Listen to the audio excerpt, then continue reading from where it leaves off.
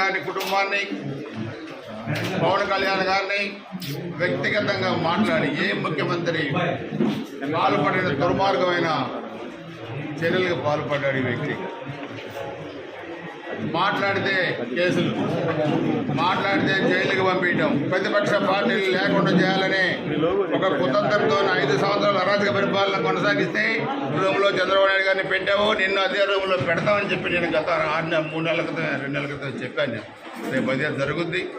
లక్షల కోట్ల రూపాయలకి లెక్కల్లో ఈరోజు అనేక డిపార్ట్మెంట్లో కూడా లెక్కలు లేని డిపార్ట్మెంట్లు చాలా ఉన్నాయి. సొంత ఖర్చులకి వాడేసినట్టు మీ ఇష్టారాజ్యంగా ప్రభుత్వాన్ని వాడుకొని ఐఏఎస్ ఐపీఎస్ల వ్యవస్థలను కూడా చిన్నాభిన్నం చేసి ఈరోజు ఆంధ్రప్రదేశ్ అంటేనే చీకొట్టే పరిస్థితి తీసుకొచ్చాడు భారతదేశ రాజకీయాల్లో.